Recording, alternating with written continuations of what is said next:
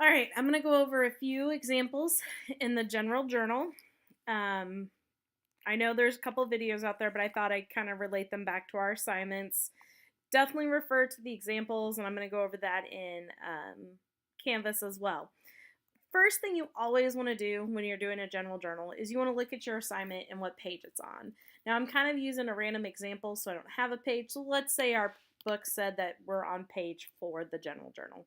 This will become very important when we get to the next portion, which is the general ledger, okay? At the top of every page, you always start with 2017, the year, okay, that we're currently in. All right. Now, over here we have on January 1st, we purchased grooming equipment for $12,700, check 283. Okay, we've done this before in our T accounts. Okay, so we only do the 2017 once at the top, and we'll type January 1st. Okay, and then you always do the debited account first. Okay, we bought grooming equipment, so we are going to debit grooming equipment,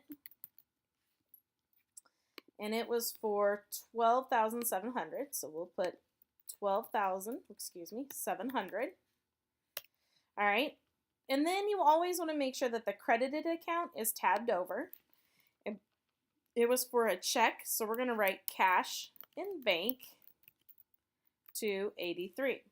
Or excuse me, 283 with a credit of 12,700.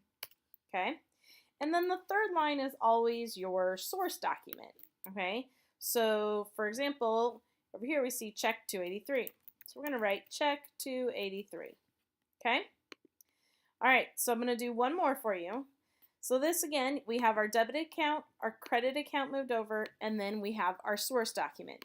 Now, because here's another one where it says we wrote check for $284 for advertising expense, and it's on January 12th.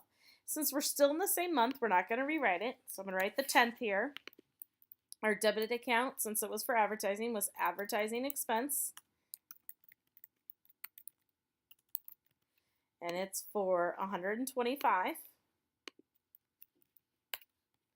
And then my credit account, because it's a check, is cash and bank.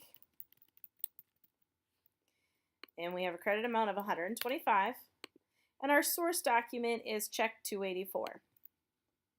So we'd write check 284 here. Okay? So then that's what these two examples look like.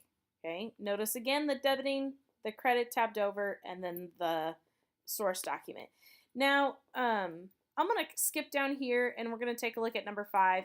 Now, I don't have a source document listed here because this is a random example from a previous chapter, so it doesn't have a source document. But anytime you're talking about something where we purchase something on account, we're talking about what is called an invoice. Okay?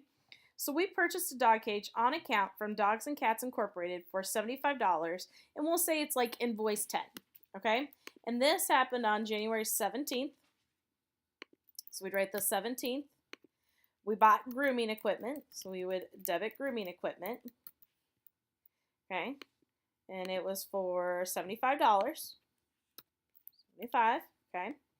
And then, since it's accounts payable, because we're going to pay for it later as on account, we're going to write accounts payable, but you don't stop there. You write the name. So, Dog and Cats Incorporated. And this will become very important. You'll notice in the next portion of it when we get to ledgers again. And we'll write 75, okay? And then, again, the source document normally for an on account would be invoice, let's say it's invoice 345. Now, so that's what these three look like, okay? Again, notice every debit has a credit. Every debit has a credit. So if you don't have a debit and a credit, then you did something wrong. You should always have a debit and credit and for every transaction, and it should equal. The debited account should be listed first. If you have any questions, please let me know.